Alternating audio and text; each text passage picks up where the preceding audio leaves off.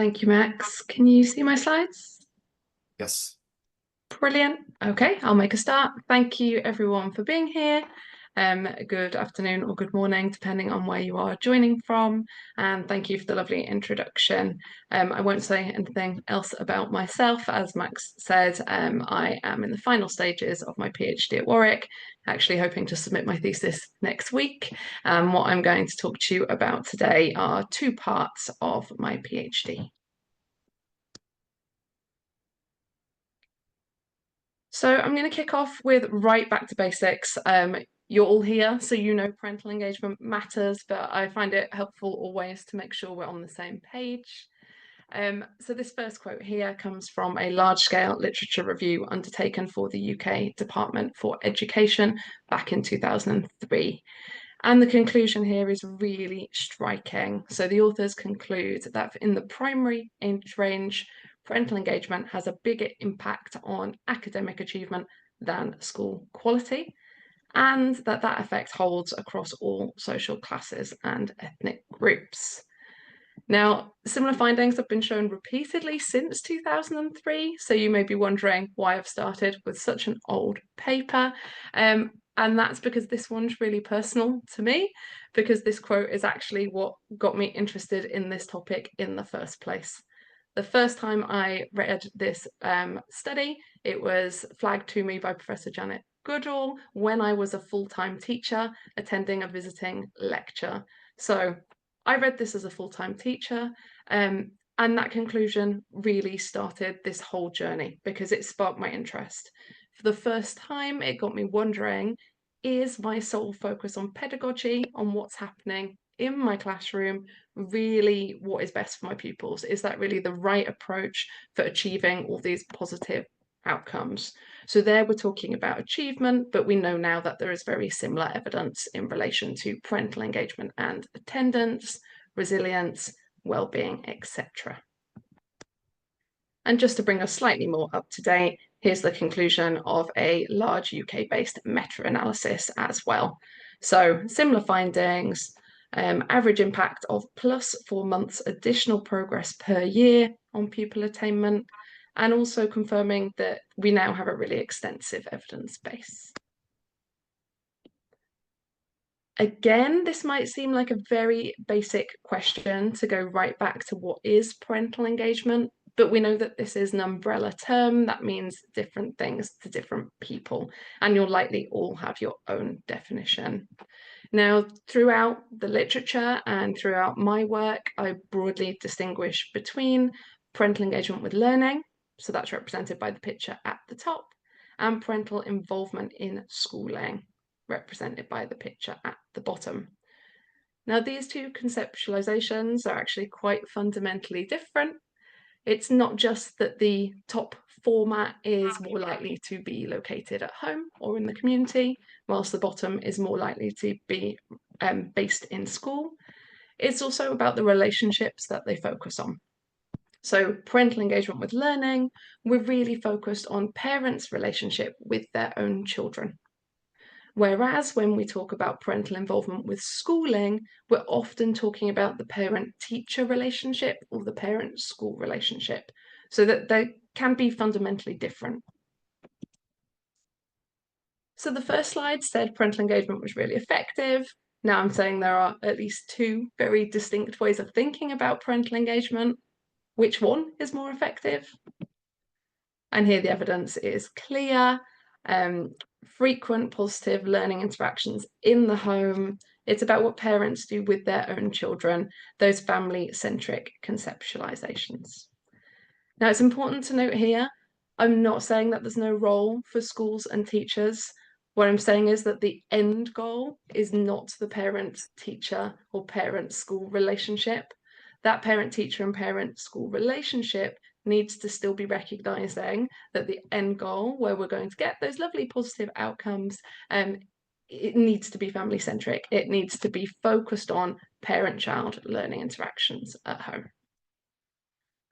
So that was a whistle-stop tour that gets us to a starting point, really. And the starting point, which I'm sure we all know, is parental engagement with learning at home improves pupil outcomes. However, as a teacher, I hadn't been taught that during my initial teacher education. And so when I first encountered this whole body of literature, the first thing I wanted to know was, well, do other teachers know this? I didn't know, do other teachers know?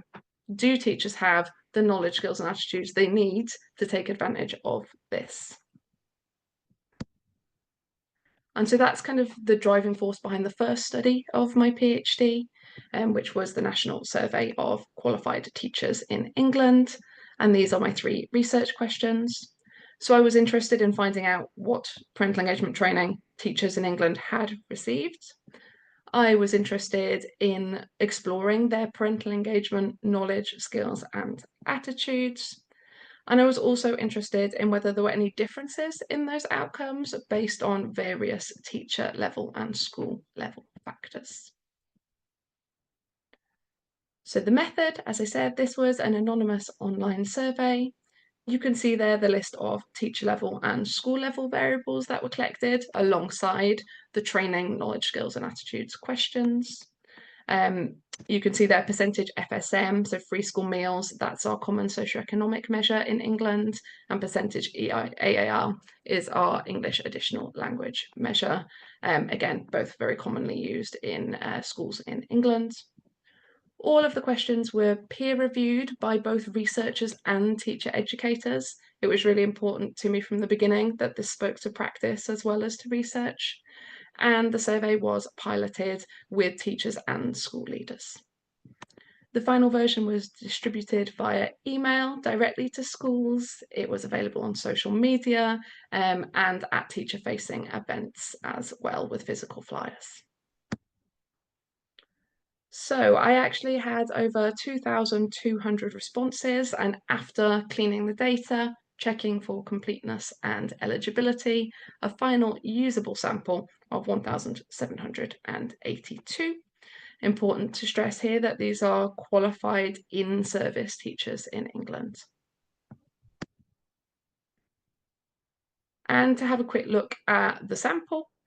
So in the middle column there, you've got some basic characteristics of the survey sample, and in the final column, the related characteristics of the teaching population in England. And just from a quick glance here, you can see that broadly for a cross-sectional survey, this is looking pretty good in terms of representativeness on those observable characteristics. There were others. This is a very high-level overview. So let's dive into some results. So the first thing I was interested in was trying to work out whether teachers know which types of parental engagement are most effective. They think strong parental engagement looks like. So we started by asking respondents in their own words to explain as fully as possible what they think parental engagement means and to give examples of strong parental engagement. So we had, over 1,000, well over 1,000 free text descriptions for this question. And what I did with those was to code them, drawing on definitions from Goodall and Montgomery's continuum. So 3 categories here. Those free text responses were categorized either as level 1, where they were focused clearly on parental involvement with the school on the school's own terms. And that final column gives you real examples from the data. So an example of a level 1 response, strong parental engagement is parents communicating effectively with the school, talking with the teacher, responding to emails, donations, signing promptly, etc. So you're really focused on kind of meeting the needs of the school. Level 2 was for any definitions that focused on parental engagement with children's schooling more broadly and was beginning to recognise shared agency with parents. So again, you've got an example there. This is about parents and teachers working together, two-way sharing of information. We want parents to feel welcome in the setting, etc. So that's an example of level 2. And level 3 focused on parental engagement directly with their children's learning. So here we are recognising that what parents do with their own children outside school is part of strong parental engagement. So you can see a really different example there. Strong parental engagement is parents showing an interest, listening to them read, playing with them, etc. So how did the classification work out? What do the results look like? So there are a few different ways of interpreting this data. So initially we might think that looks pretty good. We could put quite a positive spin on this. We can say there aren't very many teachers, respondents at the moment who are focused on level 1. The vast majority of our teachers appear to be aspiring to at least partnership. That's one way of looking at it. But I think it's really important to emphasize here that the bar for a level 3 response in this context was really, really low. So we decided to be very generous. So even just a mention of homework was deemed level 3. We thought, okay, there is some recognition there that what's happening outside of the school building matters. That's not family centric in my view, but we went for a very generous interpretation. So the bar was low. And so another way of looking at this data is to say that even with that very low bar, even post-COVID, when all of this learning was happening at home, even with the weight of evidence that I showed you early on in the presentation, even against all of that backdrop, less than 40% of our teachers made any mention at all of parent-child interactions or the home when asked to write a description of what strong parental engagement was. So I take maybe a less generous interpretation here. To me, that implies that most of our teachers do not know which types of parental engagement are most effective. Thinking about some training results.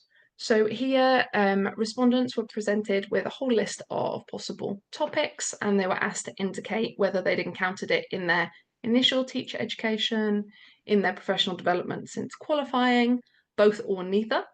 And what I've done here is combine ITE, initial teacher education, and professional development. So here, this is the percentage of respondents reporting no training at any point in their career. So no training at all on each of these topics. So at the top, you can see over a third of respondents are saying they've never had any training at all in even the basics of what parental engagement is or why it matters. Rising to more than half when we start to think about those family-centric areas, family-centric skills, identifying and removing barriers, etc. And rising to nearly 3/4 when we look at training that relates to how to engage with parents who have any of these potential additional barriers to engaging with school. So negative school experiences, speaking other languages, experiencing poverty, etc. And we know that those are fundamentally important because if teachers don't know how to do this right, if teachers aren't able to engage all parents, then we could potentially be widening gaps. So teachers' efforts could actually be making attainment gaps worse rather than better. So when we look at skills, so teachers' self-reported confidence in their ability to do each of those things, what we find is a mirroring of the training pattern.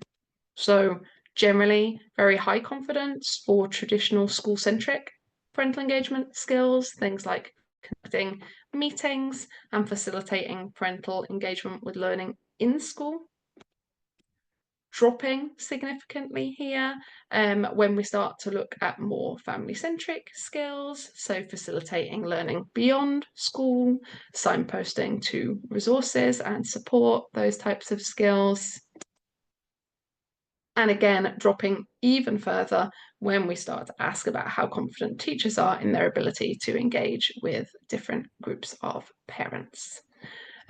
These two slides have a clear pattern. They're also statistically linked. So reported training in a particular area on slide 1 was a significant predictor of confidence in the corresponding area on slide 2. So we carried out an exploratory factor analysis, which I won't go into today, but The bottom left there, you can see we had high internal consistency for the measure across the 9 skill areas. So that meant we were able to combine these to create a more robust composite measure of overall parental engagement skills. And that is what you'll see on the next few slides. Now, I'm only going to present bivariate analysis today, but we did undertake multivariate analysis in the paper that I'll reference at the end. And anything that I show you a figure for was a statistically significant relationship.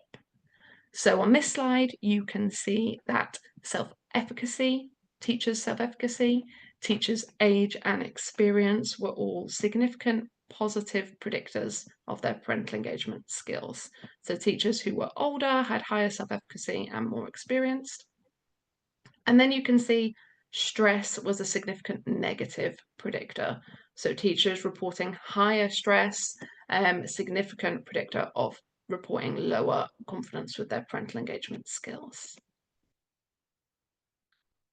Looking at some of the categorical factors, school level was a significant predictor. As we would probably expect, primary school teachers scored significantly higher. They tend to teach fewer children. Children tend to be less independent. The curriculum is slightly less challenging. They have more interaction, potentially at drop-offs, etc. Lots of potential reasons for that. Perception of workloads, so again, mirroring the stress finding here. Teachers who perceive their workload to be manageable score significantly higher than those who perceive it to be unmanageable. And parenthood, I think this is a really interesting one. We often talk about parents and teachers as though they were two separate groups, but of course many teachers are parents, and parenthood was a significant predictor here too. So teachers who were parents scoring significantly higher than teachers who were not parents. ITE routes, so that's initial teacher education. Really interesting pattern here. In England, there are 3 main routes or 3 main categories that we might distinguish between. So undergraduate university training, postgraduate university training, and the last one is postgraduate school-based. And what you see here is that the significant difference was particular to undergraduate university-based courses. So to me, that implies that that finding isn't being driven by the fact it's university-based, because the second option was also university-based. We think it's probably about the length of time that was available. So that first option, undergraduate routes, tend to be longer. So they tend to be 3 years, whereas postgraduate routes tend to be 1. So likely that there is more space in the curriculum there for coverage of parental engagement. Job role, you can see the pattern that the more senior the teacher is, from class teacher to senior leader to head teacher, higher reported parental engagement skills. It would be really interesting in the future to try and distinguish between whether that is something particular to the job role or whether that is a feature of experience. It's very difficult to untangle those two things with the current analysis. And school type, so we looked at specialist provision. We had to combine special schools for SEND and pupil referral units, so kind of specialist provision from mainstream independent and mainstream state. And you can see teachers who work in specialist provision scoring significantly higher than either of the other 2 groups. Also probably important to pause and say which ones were not significant. I think this is equally interesting in many ways. So a lot of the teacher demographics were not statistically significant: gender, ethnicity, and perceived social status of the teacher themselves. And also the school context variables.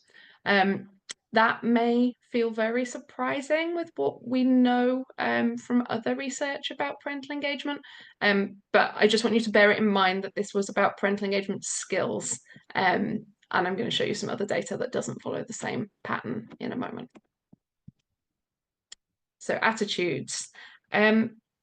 Positive initially, so when we look at things like knowing, believing that parental engagement can have a large positive impact, 99% agreed with that. And I think hugely encouragingly, and I'm not sure this has been shown at scale before in England, Teachers want training in this area. Acceptability here is likely to be really high. In-service experienced teachers overwhelmingly are saying, yes, teachers should be trained to communicate with families. They should be trained to identify and remove barriers to engagement. I asked some other questions about seeing it as part of their job, about whether they specifically wanted training themselves, and all of that had a really positive pattern. Less positively, and I think this first bullet point here under however is probably one of the most powerful findings from the survey. 70% of respondents agreed that some parents at that school don't care about their children's education. And that is something that we see echoed in qualitative studies often. We've heard that many times, those of us who've done parental engagement research in the past, but showing it on this scale feels quite powerful and quite concerning, I think.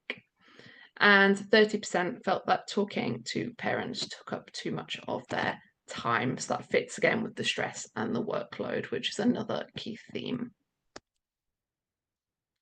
Now, predictors of attitudes, there's a note of caution here. We did do another exploratory factor analysis. Internal consistency was not high enough to create a composite measure.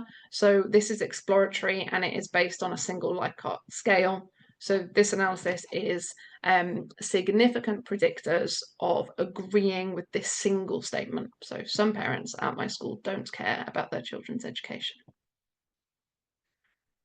Now, this time it was positively correlated with percentage free school meals. So your socioeconomic context of your school did not predict your skills or your self-reported parental engagement skills, but it did predict the likelihood of you holding these deficit attitudes. Stress and perceptions of workload, self-efficacy, age and experience, all significant again. Same with job role and school type. Not associated with EAL, extra hours worked, and again, most of those demographic factors. There was also some interesting data about barriers. So what we've done here is ask teachers about what barriers they perceive that parents face. So this isn't about what barriers parents face. We're really interested in teachers' perceptions here. And we've split 2 questions, that home-based and school-based engagement. So this one is about what do you believe prevents parents from engaging more with teachers and school events specifically? And straight away, we can see a tendency to situate barriers with parents. So parents too busy, parents not caring comes out again. We're up over half again for parents not caring in this context. I'd also like to highlight a pattern. Parents not speaking English, 49%. School staff not having community language skills or not providing translations, 22%. So less than half.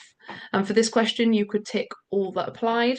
So we might expect that 2 sides of the same coin, that at the very least we're seeing, people say, okay, that might be an issue in my context. At the very least a shared responsibility. That doesn't seem to be how teachers are perceiving this. They were at least twice as likely to say it was a parent issue. Similarly, childcare, parents not able to arrange childcare, 47%. Only 10% for events not allowing or accommodating younger children. So that pattern, that tendency to situate these barriers with parents. And interestingly, I just thought I'd flag staff attitudes. Teachers generally do not think that staff attitudes are off-putting or are a barrier. Interesting in the context of the really high levels of deficit attitudes shown on the previous slide. So this time we were asking what were the perceived barriers, what teachers thought prevented parents from engaging more with their children's learning at home. Again, we can see parents too busy, parents don't have the skills, parents don't care is lower on the list there, but it's still 50%. So that's a really common theme. And I'd like to flag here that I thought this one was really interesting. The language issue comes up again. But in this context, we're talking about parents interacting with their own children in their own home. So that again feels like it probably represents a misconception on behalf of teachers here, that those learning interactions, rich, positive, important interactions can be happening in any language at all. So some limitations of the survey data. Firstly, it was not a random sample. There's certainly possible response bias here. In particular, we would expect that people who are more interested in the topic may have clicked through and taken the time to answer the survey. There's a reliance on self-report, which means it's possible that we have some social desirability bias. And there's an underrepresentation of secondary school teachers. However, I'd like to flag here that if in this sample we do have people who are more interested in the topic, teachers telling us what we want to hear, and more primary school teachers, you would expect all of those things to bias the data towards more positive parental engagement, knowledge, skills, and attitudes. So it's really unlikely that any of those limitations undermine the key conclusions here. A really important limitation, however, is the lack of validated measures for the outcome variables. We had quite a strong measure, I would say.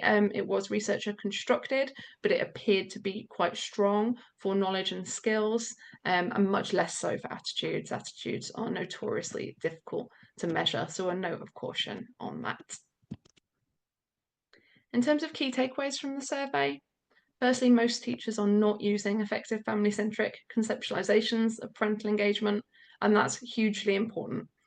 If teachers do not know which types of parental engagement are most effective, if they are preoccupied with school-centric forms of parental engagement, they're likely to be misdirecting time and resources. Secondly, teachers need better training to develop their parental engagement skills and to re-examine those deficit attitudes. As we've said, that is absolutely vital from an equality point of view. Really promisingly, teachers want further training in this area, but at the same time, we need to be mindful of workloads, stress levels, etc. So we need to make space institutionally and at a systems level for this really important work. And finally, as researchers, we need to know a lot more, I would argue, about those teacher level and school level factors. It's more common to research parent factors in relation to parental engagement, and for good reason, but I think there's a real knowledge gap in relation to teacher and school factors and teacher and school related barriers.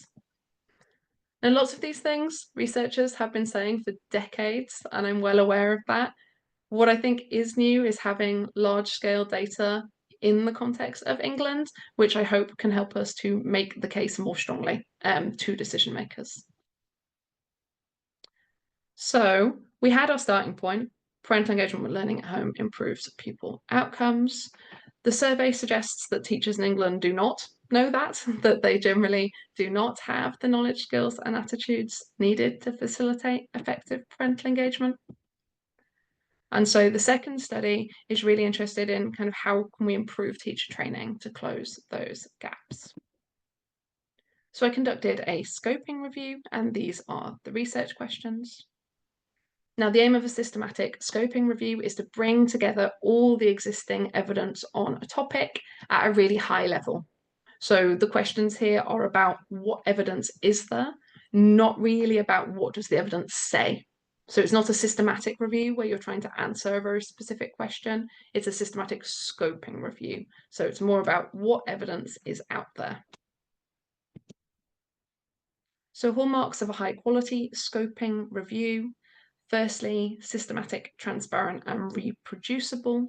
And in practice, that means you pre-publish a protocol which says what you're going to do, why you're going to do it, how you're going to do it, etc. It's as comprehensive as possible. So in this review, we conducted global searches of 10 databases. We concluded articles, but also theses, government reports, practitioner reports, and that's really important in terms of reducing publication bias. And it should be as rigorous as possible. So following best practice guidelines, we had support from library specialists, and key points were all double screened or done in duplicate. I won't dwell on the inclusion-exclusion criteria, just to note the population of interest was pre-service or in service this time, but particular to school teachers.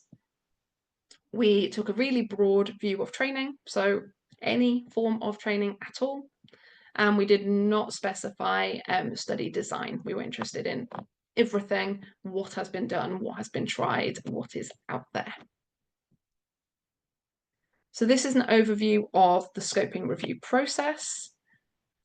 So straight away at the top there, you can see our searches received almost 75,000 hits.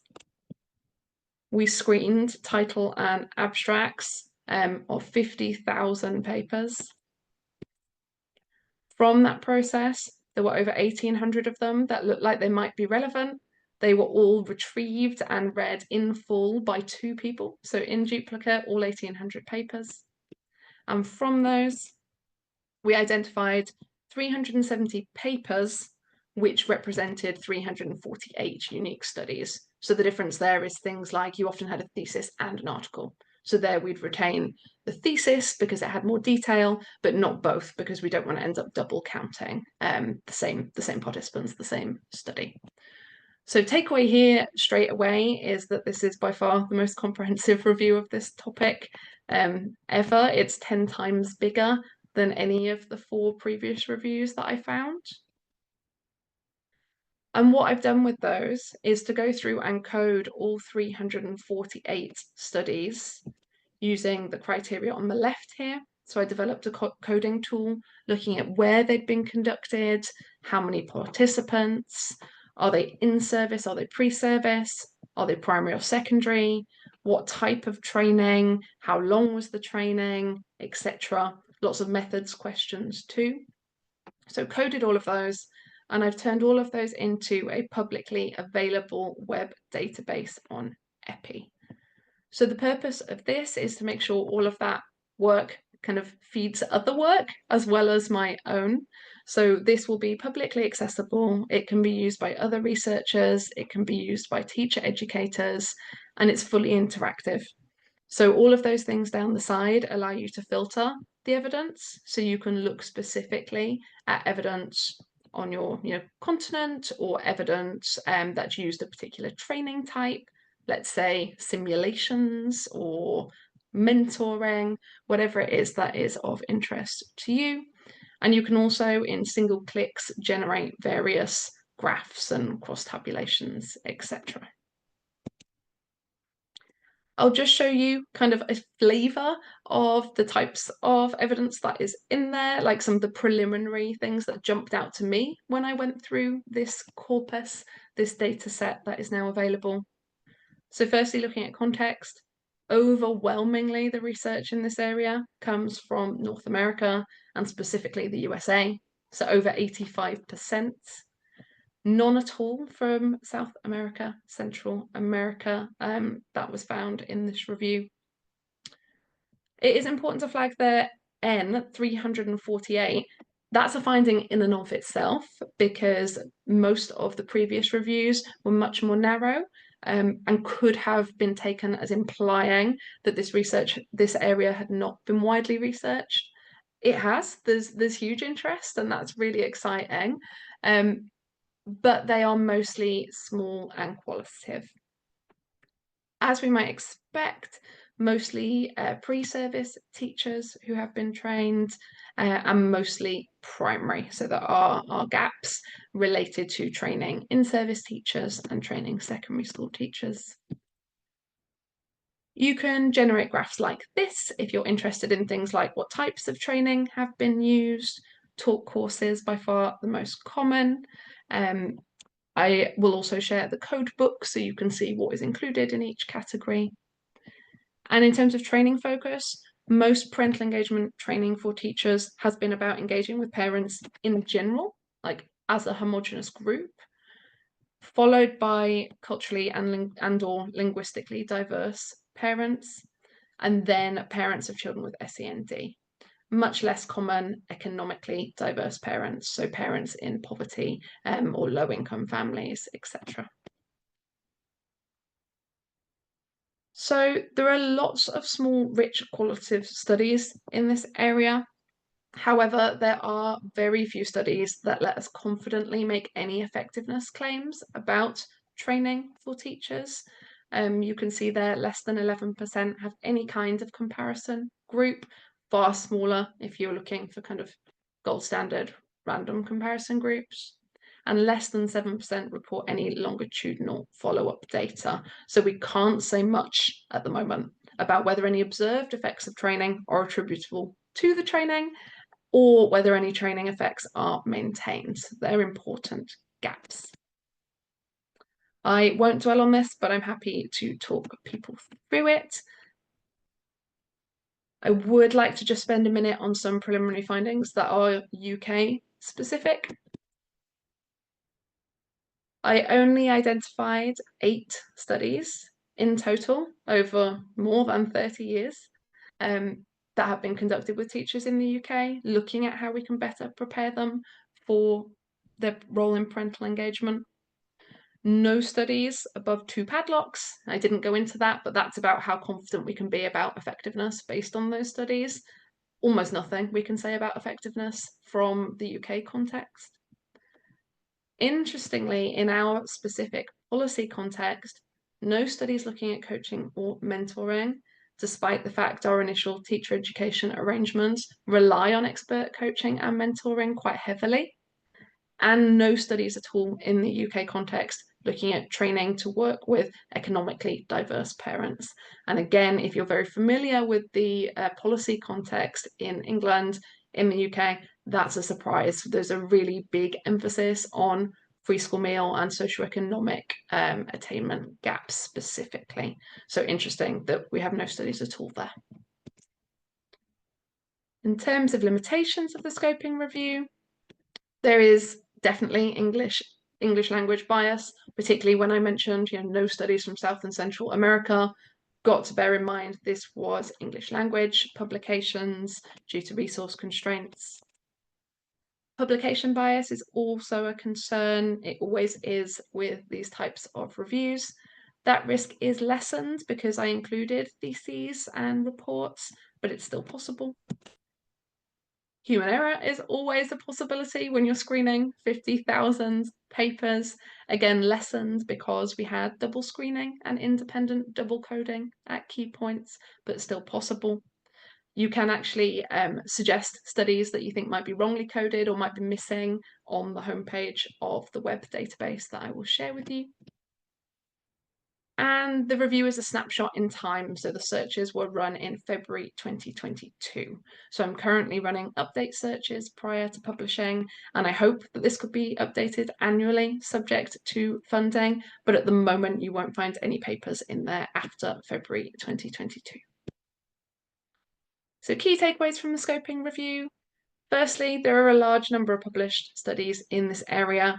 There's lots of very rich qualitative data, lots of interest, lots of evidence relating to teachers' experience of training, and hopefully the database makes all of that evidence more accessible, easier to find, easier to navigate. Secondly, we know very little about parental engagement training for teachers outside of North America, and we know that in education context matters.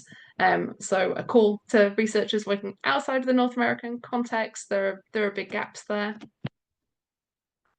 Few studies support causal claims related to training, and in particular, using comparison groups and longitudinal follow-up data would really strengthen our knowledge claims in relation to the effectiveness of parental engagement training for teachers. And finally, I've highlighted some specific gaps in the UK context that are quite jarring alongside the UK policy focus at the moment, and those are in relation to training using coaching and mentoring and training to work with low-income families. So I'm going to stop there. If you'd like to find out more about anything I've presented on today, I will share links you can see there to the survey. So both the dataset and the survey itself and the codebook are publicly available via the UK Data Service. The knowledge and skills data outcomes are all in the final stages of peer review, and there's a link to a preprint, and the attitudes data is forthcoming.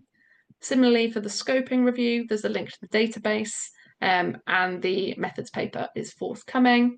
And just at the bottom there, if you are interested in parental engagement in the UK context, to a few other studies that have been recently published, most notably a policy analysis published earlier this month. Thank you, of course, to my funders and to my supervisor, and last but certainly not least, to all of the teachers who gave up their time to participate. And I look forward to your questions.